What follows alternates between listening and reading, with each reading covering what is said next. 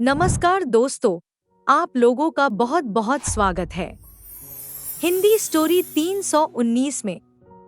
आज हम बहुत ही अद्भुत सी शुक्ल चतुर्थी को चंद्रमा दर्शन की कहानी आपके सामने लेकर आए हैं।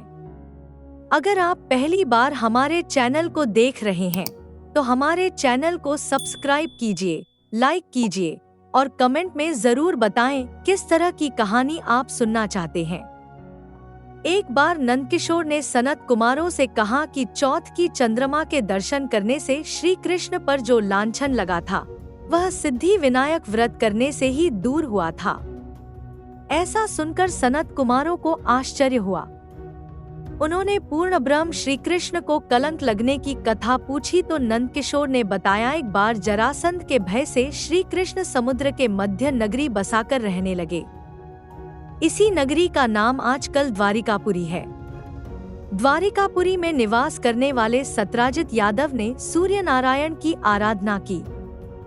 तब भगवान सूर्य ने उसे नित्य 8 भार सोना देने वाली स्यमंतक नामक मणि अपने गले से उतार कर दे दी।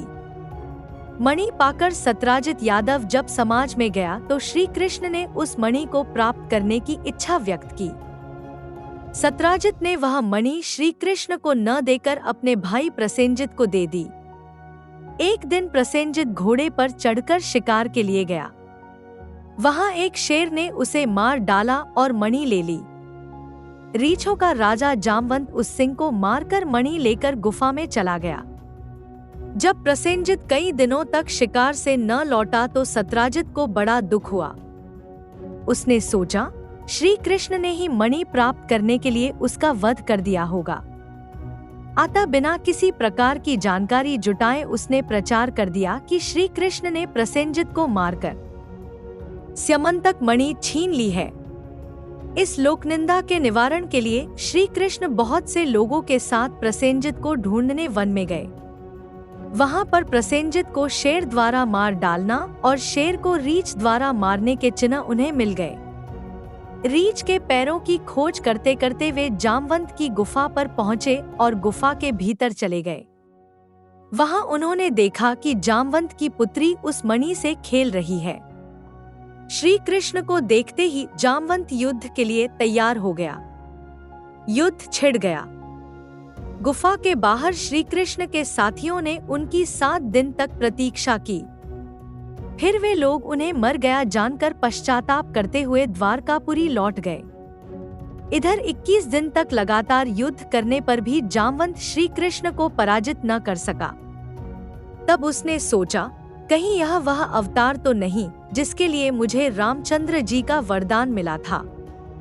यह पुष्टि होने पर उसने अपनी कन्या का विवाह श्री कृष्ण के साथ कर दिया और मणि दहेज में दे दी।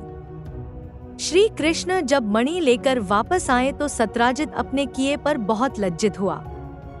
इस लज्जा से मुक्त होने के लिए उसने भी अपनी पुत्री का विवाह श्री कृष्ण के साथ कर दिया। कुछ समय के बाद श्री कृष्ण किसी काम से इंद्रप्रस्थ चले गए।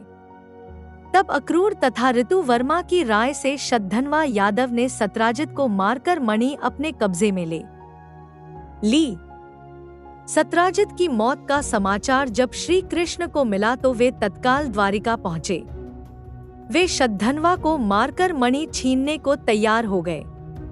इस कार्य में सहायता के लिए बलराम भी तैयार थे। यह जानकर शतधन्वा ने मणि अक्रूर को दे दी और स्वयं भाग निकला। श्री कृष्ण ने उसका पीछा करके उसे मार तो डाला पर मणि उन्हें नहीं मिल पाई। बलराम जी भी वहां पहुंचे। श्री कृष्ण ने उन्हें बताया कि मणि इसके पास नहीं है। बलराम जी को विश्वास न हुआ। वे अप्रसन्न होकर विदर्भ चले गए। श्री कृष्ण के द्वारिका लौटने पर लोगों ने उनका भारी अपमान किया। तत्काल यह समाचार फैल गया कि स्यमंतक मणि के लोभ में श्री कृष्ण ने अपने भाई को भी त्याग दिया।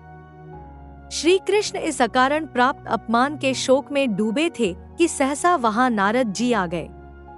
उन्होंने श्री कृष्ण जी को बताया, आपने भाद्रपद शुक्ल चतुर्थी के चंद्रमा का दर्शन किया था, इसी कारण आपको इस तरह लांछित होना पड़ा है।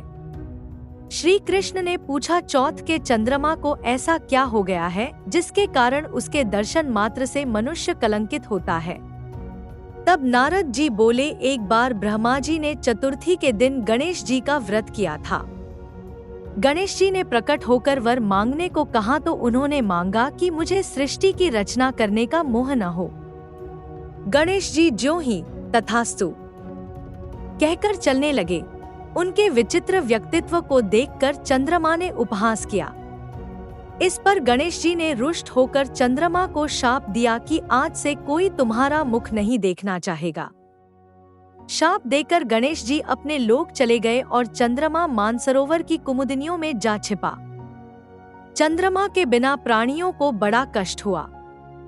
उनके कष्ट को देखकर ब्रह्मा जी की आज्ञा से सारे देवताओं के व्रत से प्रसन्न होकर गणेश जी ने वरदान दिया कि अब चंद्रमा शाप से मुक्त तो हो जाएगा, पर भाद्रपद शुक्ल चतुर्थी को जो भी चंद्रमा के दर्शन करेगा उसे चोरी आदि का झूठा लांछन जरूर लगेगा, किंतु जो मनुष्य प्रत्येक द्वितीया को दर्शन करता रहेगा वह इस लांछन से बच जाएगा। इस चतुर्थी को सिद्धि विनायक व्रत करने से सारे दोष छूट जाएंगे। यह सुनकर देवता अपने अपने स्थान को चले गए। इस प्रकार भाद्रपद शुक्ल चतुर्थी को चंद्रमा का दर्शन करने से आपको यह कलंक लगा है। तब श्री कृष्ण ने कलंक से मुक्त होने के लिए यही व्रत किया था। आप लोगों का बहुत बहुत धन्यवाद इस कहानी को सुनने के लिए।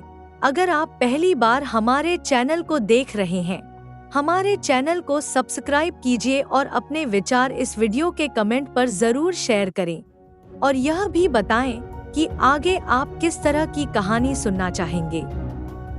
फिर मिलते हैं एक नई वीडियो के साथ। धन्यवाद।